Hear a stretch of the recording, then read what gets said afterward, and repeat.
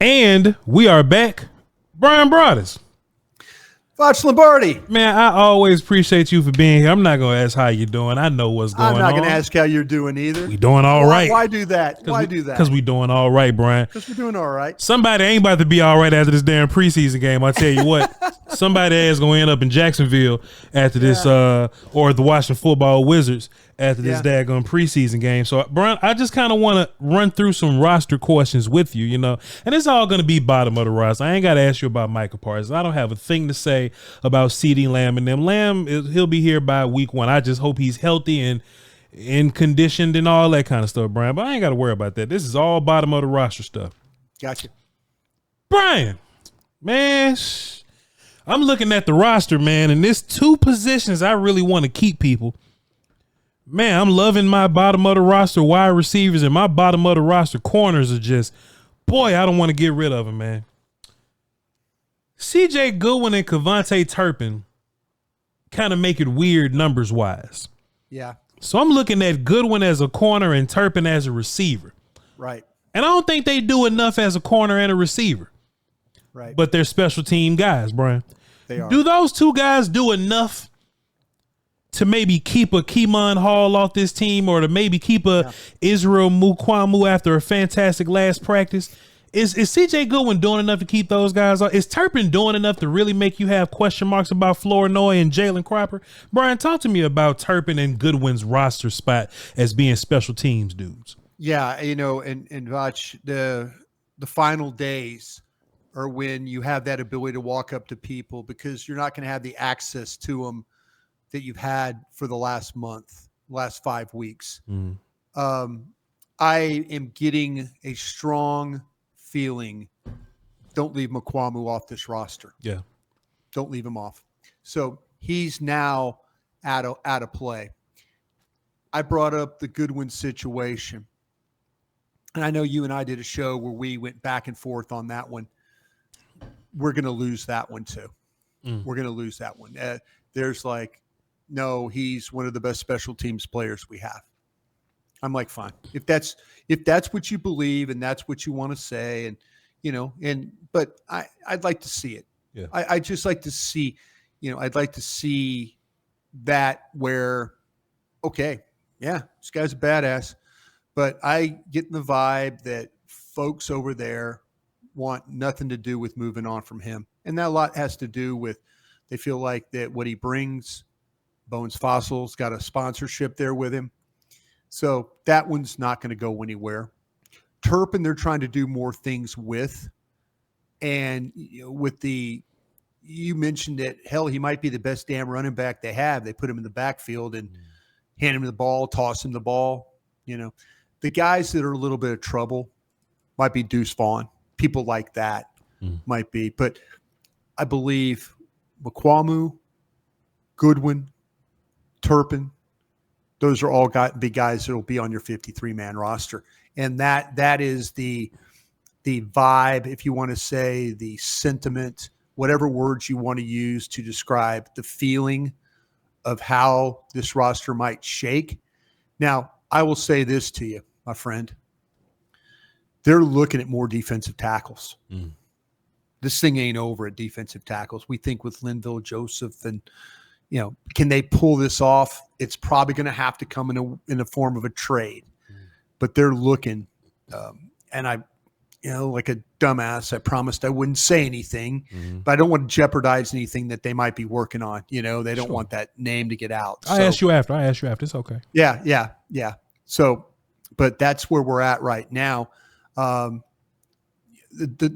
running back room, there seems to be a very strong feeling that Malik Davis is going to be the third back. That it's not Royce Freeman, it's not Deuce Vaughn, but that right now, as we speak, we'll see what happens Saturday, and you and I will do a show together on Sunday and kind of talk about, okay, did anybody help themselves any more? Did anybody really hurt their opportunity to be on this team? We'll have that Sunday show. But right now, the appearances a lot of love for Malik Davis, and I think it's coming from the staff. So when you say appearance, love, and a lot, like, is this another one of these Brock Hoffman, I love him, he work hard situation? Because Malik Davis, you know, there's nothing more that you hate than when I come on here and tell you what a coach says and you're going, yeah, okay. I can't stand you can't. And I don't blame you. I don't, it all starts with the guy comes first guy in, last guy to leave. Teammates like him, works hard in the weight room, coachable guy, it's like the bottom line is, can the guy play? Well, so that's the bottom line. You can always tell by like who's always around. For example, Josh Ball ass should have been cut years ago, but he's always around. He got naked pictures of somebody, Brian. I'm convinced he's just here, right? Yeah. He's a 6'7" right guard.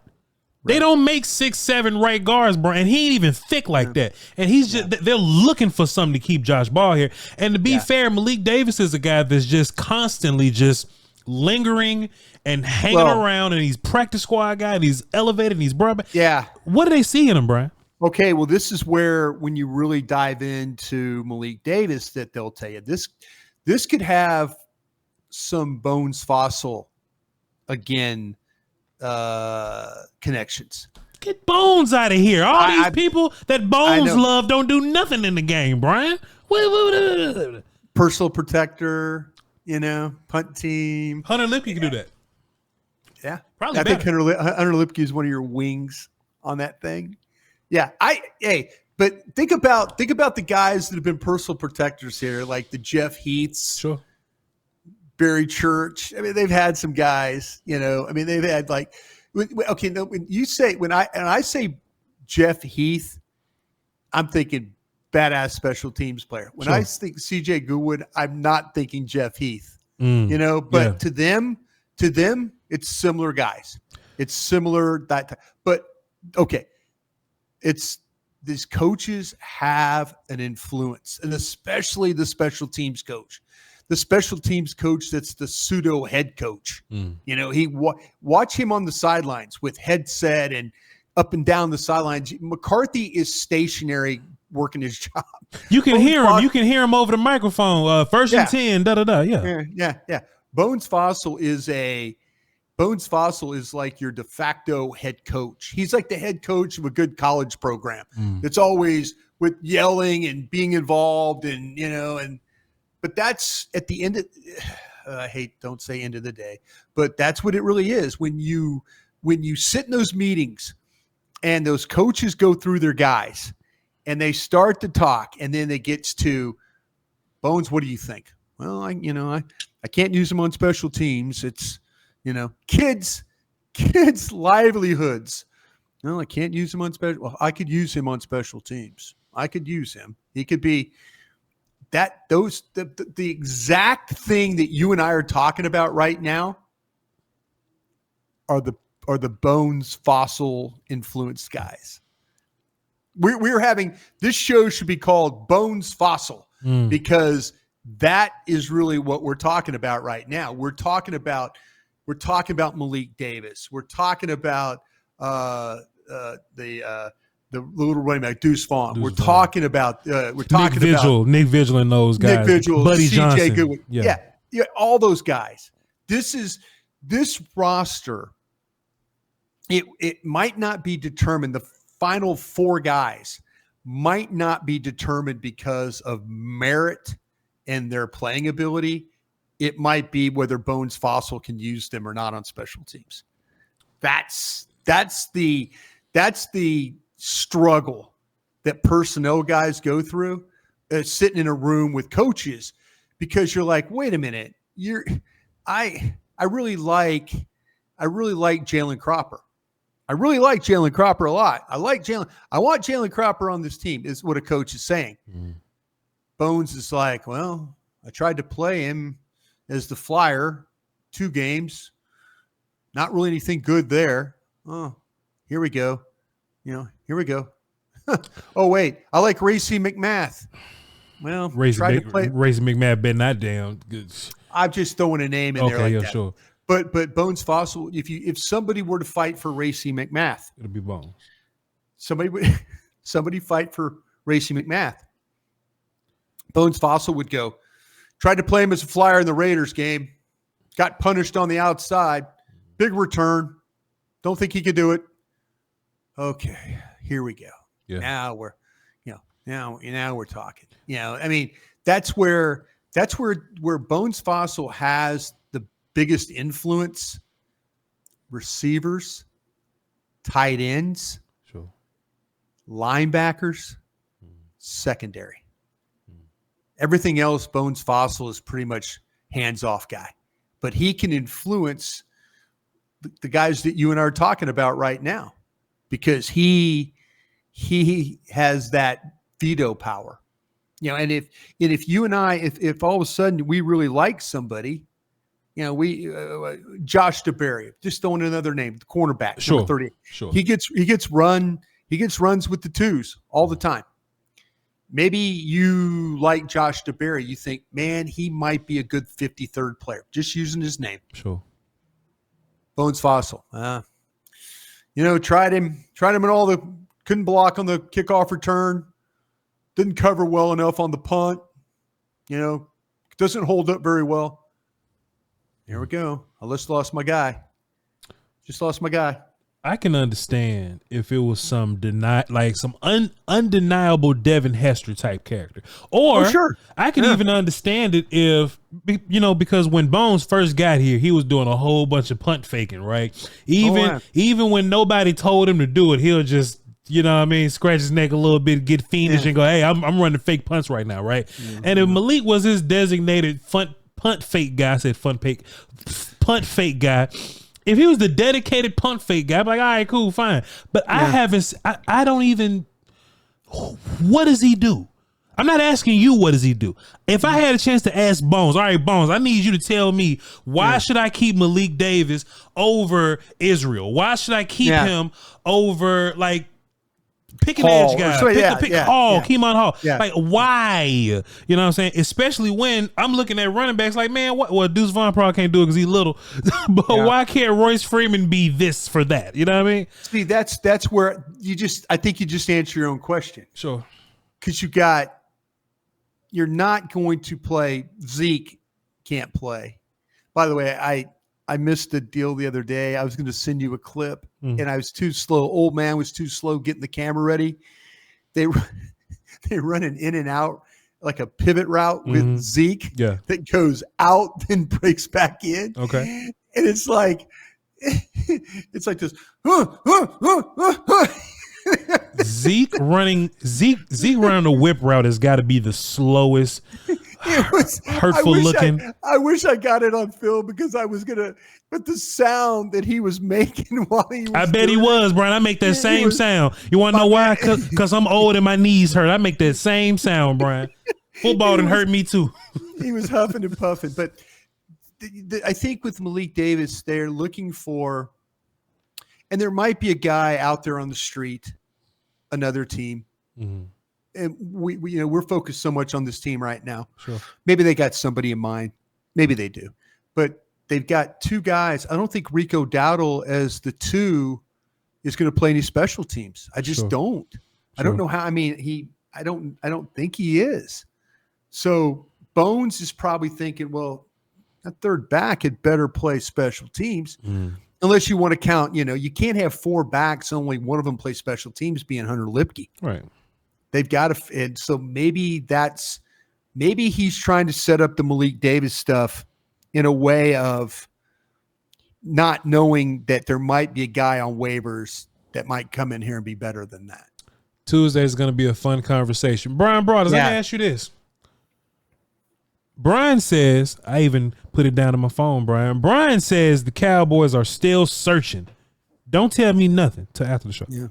But later on, but when you add somebody, it changes the whole dynamic of the room. Like when you added Phillips, everything started, like the first thing popped in my mind, oh, well, Phillips is here. So what's going to happen with like backup 3-tech guys? You know what I mean? When you add a when you add a 1-tech, you add Linval Jones. And I don't just want to ask you about Linval Jones because everybody does. I don't want to be like everybody. When you add him, okay, well, what happens with Justin Rogers now? I thought Justin Rogers had some opportunity to come in and compete and fight a little bit, right?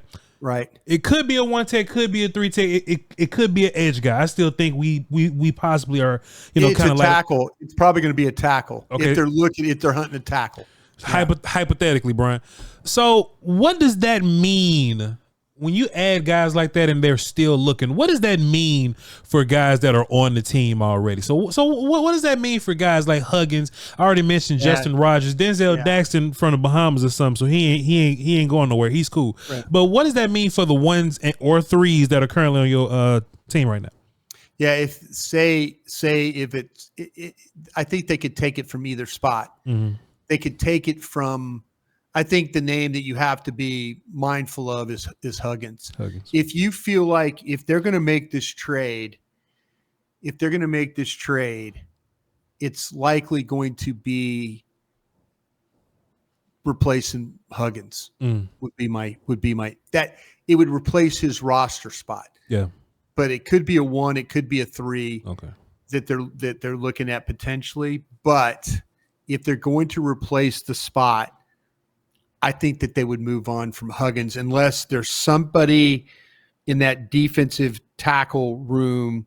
Because I'm looking at, I think Rodgers, I couldn't imagine them doing something with Rodgers. Mm-hmm.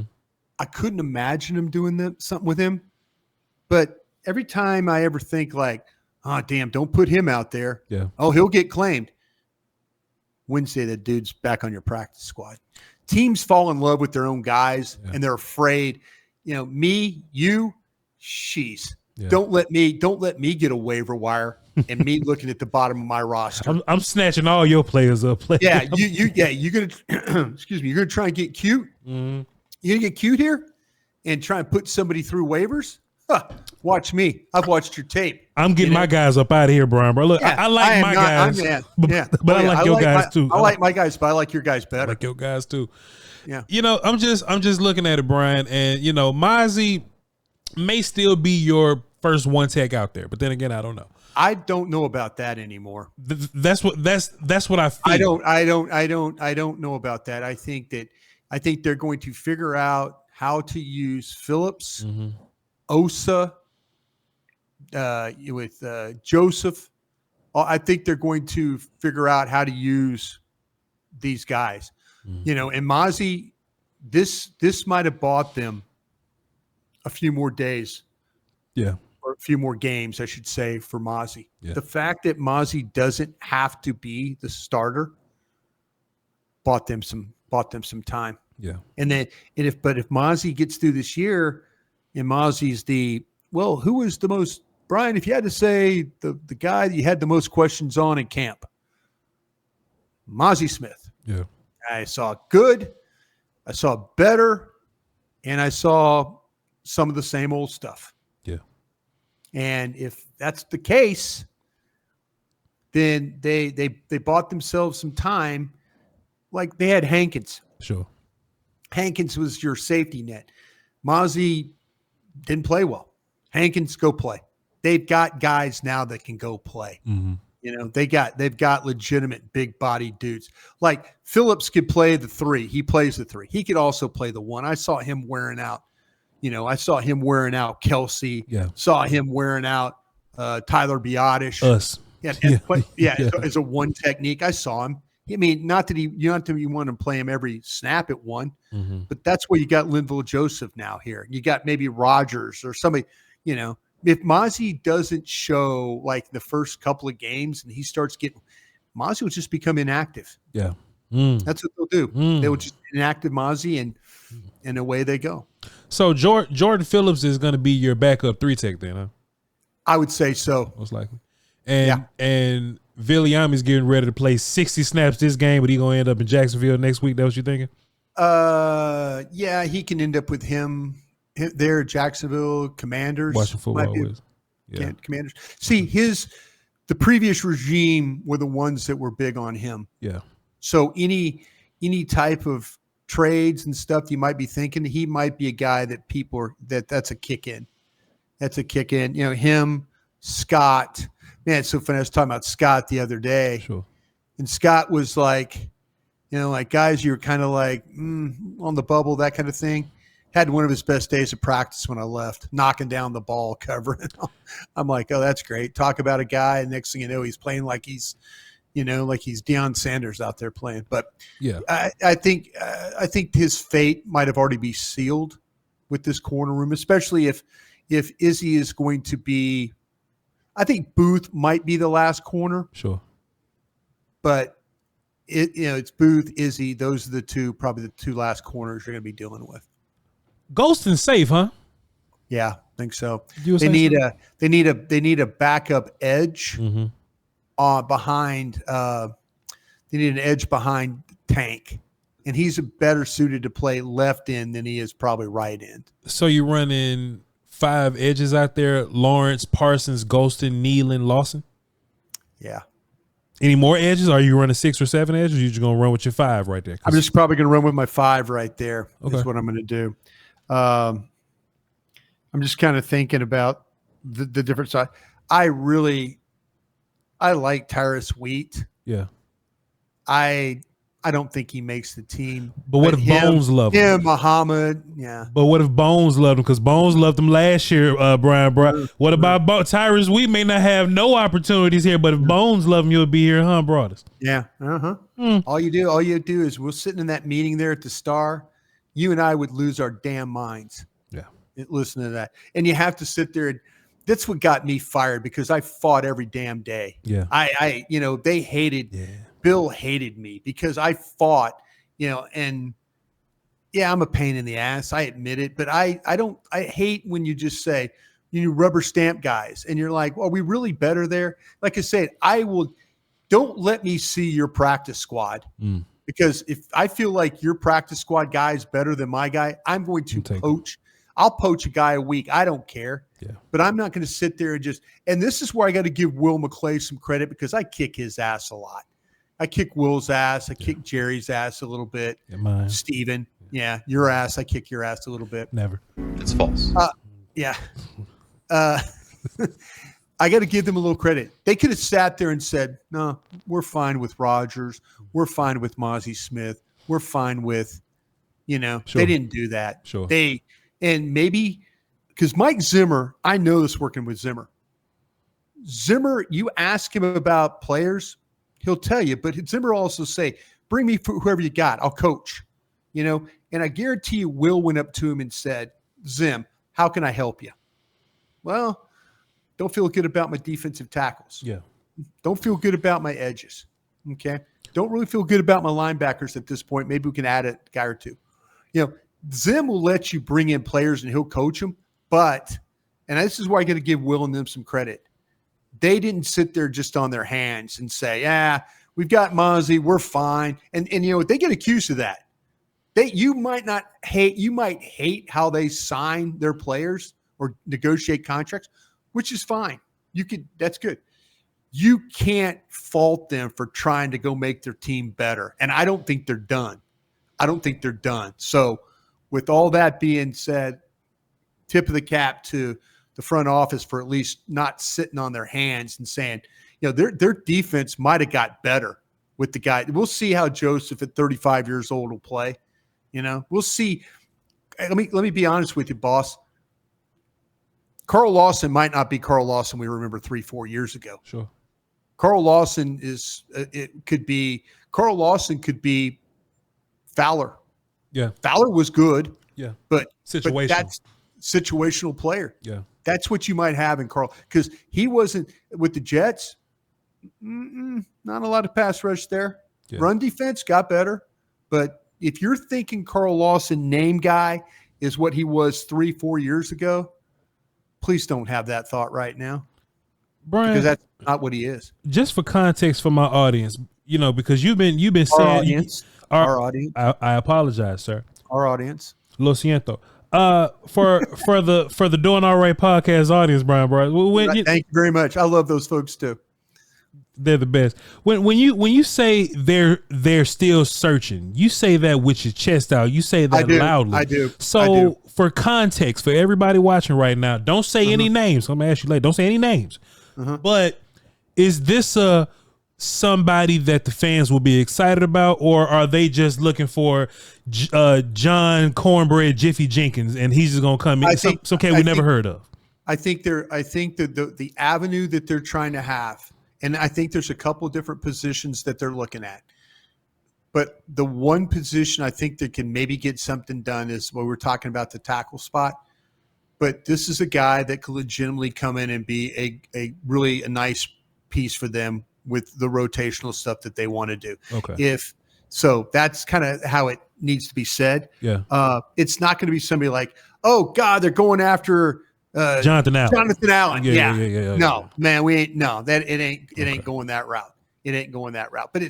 But they're looking to kind of keep a guy that, maybe a guy or two that they can kind of like, okay, rotational piece, like a Milton Williams type of character that comes in, plays about 12 snaps. Yeah, okay. Yeah, that kind of guy. Yeah. Okay, as long as it ain't John Jiffy Cornbread Jenkins, man, because Cowboys love to add somebody I ain't never heard of before. But like, we gonna lean on him.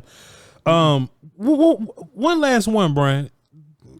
I'm just gonna get you up out of here. You looked at your clock, didn't you? Yeah, I just want to make sure we good. Why are you being? Yeah, we're good. Yes, sir. I'll tell you when I have to go do my real paying job. This could be my real paying job. It's about to be. If we can get this thing going, if we could just get started, we good. If they put you and I in the same room, we might have a chance. We got a show. Ryan Flournoy is a guy that I feel like has been clawing his way back into relevance here, and I think like Tyron Johnson had his opportunities as the dude, and he kind of, and then 16 Cropper kind of. He just kind of waved out a little bit. Yeah, and when you see Flournoy, and maybe I didn't see this on his college film because I watch film like that with a certain bias. Like, yeah, Ryan, you're incredibly athletic, but that's Southwestern ITTT college right there. You know what I'm saying? Like there's reservations there.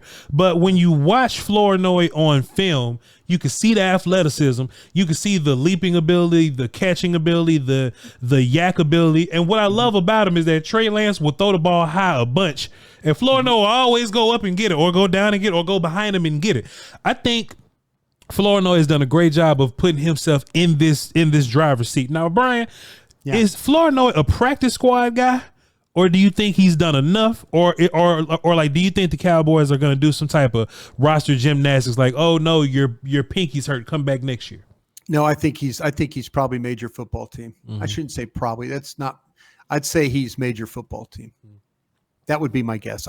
You went through all those guys, Billy Johnson and Cropper, and we'll see. Those might be, somebody might be watching your tape and go, you know what? Cropper's a 6 for them. Yeah, he's a 4 for us.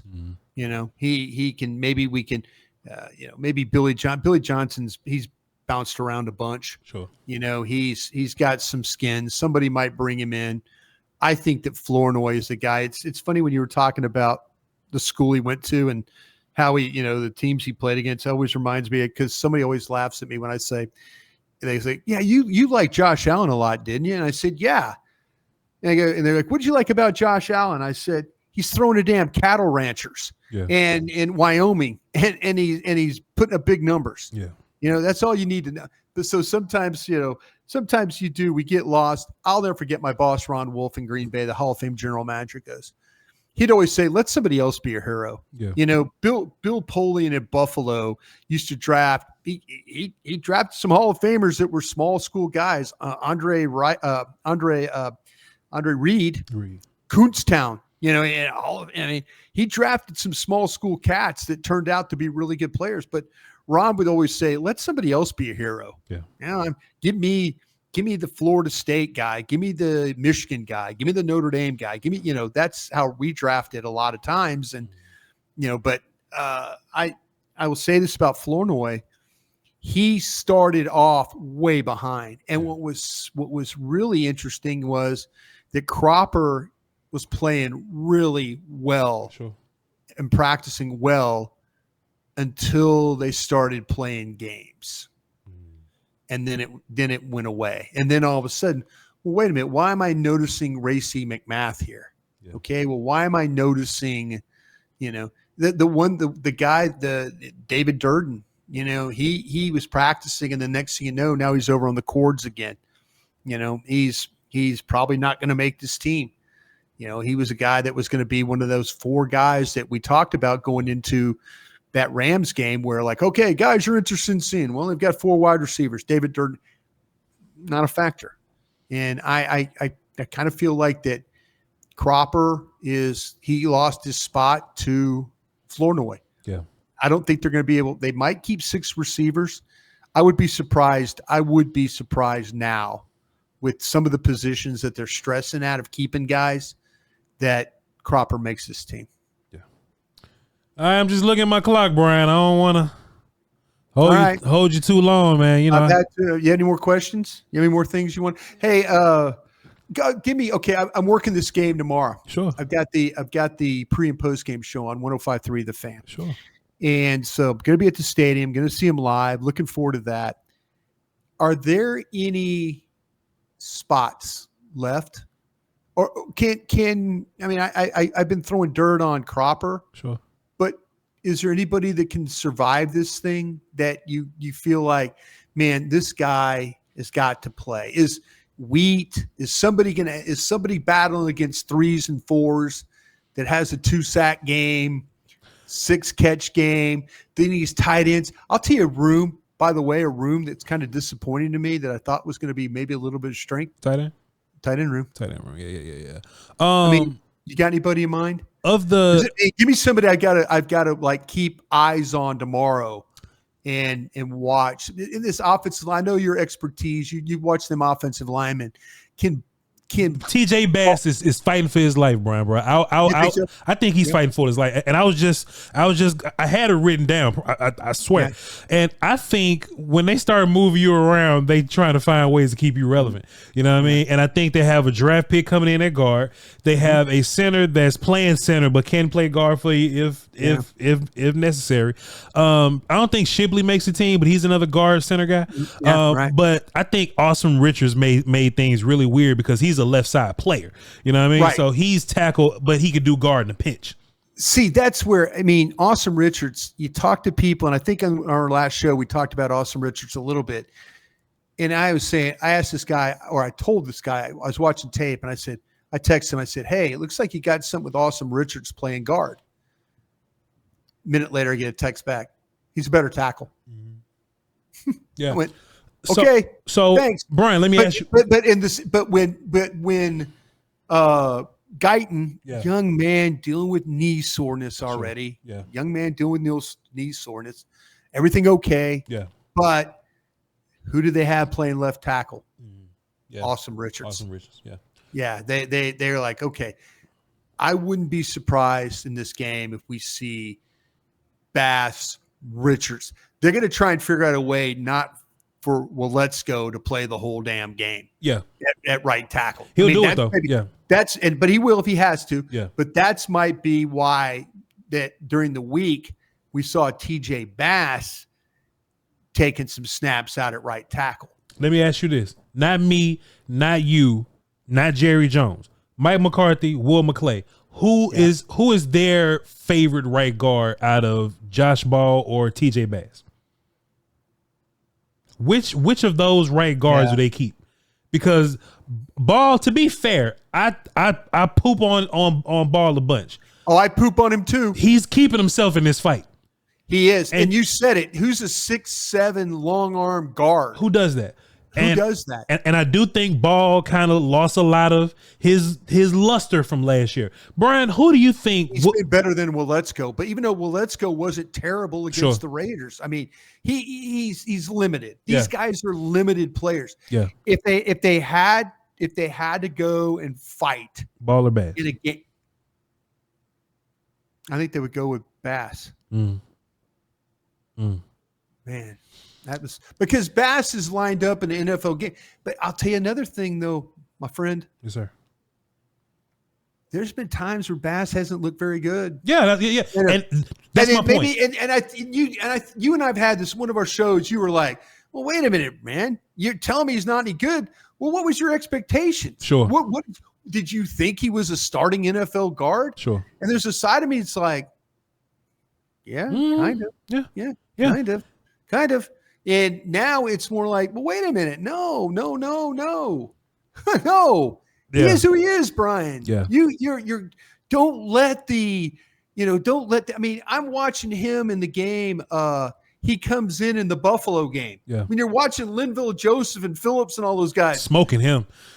Yeah. I mean, you're like going, damn, Bass looks okay here. He's holding up. All right. Yeah. The Arizona, he looks okay. Yeah. But then you watch him in these practices and some of the joint practices and in the game. There's like that.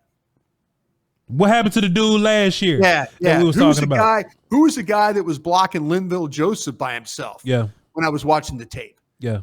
So I think that people, if they were looking at your team, I think if you put Bass out there, I think he's a guy that would get claimed just because people have seen him do it. Now, you're probably like, well, he's not the same guy. When you're in there trying to explain to your general manager, you're the pro director, you're like, all right, you're going to watch this tape and you're going to see, well, he looks good here. He looks good. Okay, let's watch what he looks okay.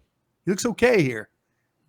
So me personally, I think Ball has come a long way. Sure. I think he's come a long way. But I think Bass, they would play with Bass in a game right now if they had to. I think they keep Ball because I hate it too. I think they keep Ball because I think they had this idea of Bass, and early this offseason they was like, well, we're gonna try Ball Bass at center. And we ain't seen Bass at center. Now you see Bass at tackle. Well, let's go see Bass at tackle. They did the same thing. They did the same thing with Let's-Go and Ball. Like when they moved Ball, and that's why I couldn't believe when they moved Awesome Richards. And Awesome Richards, I think if you and I went and had a beer with Awesome Richards right now, he would tell you he wants to play guard. Yeah. He's like, I don't know about this tackle stuff. Mm-hmm. I think he would tell you that, but he was battling the other day in practice. He was out there by himself. They didn't have any help. Yeah. He was just battling and and I'll say this, he has gotten better. That guy has gotten better. The Raider game, him and BB and Guyton, they were moving some people in that game. Yeah. And so I was encouraged by that.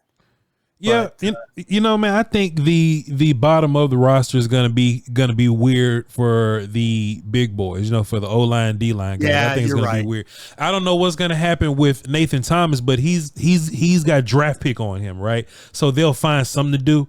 But I just saw your face, Brian. Nathan Thomas or TJ Bass. What you thinking? Saw that face. You know what? If you could tell me, I've seen Nathan Thomas play at Louisiana Lafayette. I've seen him play. Hadn't seen him play much in the NFL. Don't know. See, Brian, that's what kills me. I'm thinking about. I think tendonitis in the patella. Mm-hmm. It sounds like an IR to me. Yeah. It sounds like that knee's not going to get any better. Fair. Every team cuts their 5th and 6th round guys, but us. Like we hold on to all our day 3 boys. Like every other 7th round pick get cut except ours. Ours are the ones that got to show up and play. But man, it's gonna be interesting, and I think we're gonna have a fun show Tuesday Wednesday Wednesday whenever we do it. Let's circle back because we'll both watch that tape on Saturday and kind of see if anybody jumped out. We'll put that thing to bed, put the preseason to bed. Yeah. And then think about maybe, like I say, that Sunday we can maybe get into Monday, and Tuesday's going to be interesting show with, it's never the roster you think it's going to be because by the end of the week it's something completely different. I just hope they stay aggressive with the trade talks and stay aggressive with potentially claiming guys. That's what if they can do that, man, my heart will feel a lot better. Hey, man, another fantastic show. Let me get Brian up out of here so I can ask him off camera who the hell the Cowboys looking at. Hey, y'all be sure, because I'm back tweeting now, so y'all follow me at Voch Lombardi on Twitter. Oh, are you going to tweet that out? No, what are you doing? You're going to tweet out what I'm telling you? No. I ain't tweeting that. I'm just tweeting in general. I'm just in general tweeting. I'm tweeting about football and stuff. And y'all follow y'all follow Bryan Broaddus, Bryan Broaddus, man. I appreciate y'all. And shouts out to Diffie Battery. Shouts out to you for holding down our guy. You know what I'm saying? Appreciate you. Diffie Battery saved my ass today. Thank you. Shouts out to Diffie Battery. And appreciate you, Bryan Broaddus. And we'll catch y'all Sunday after the game. Sunday. Y'all hold it down. Catch you. Peace.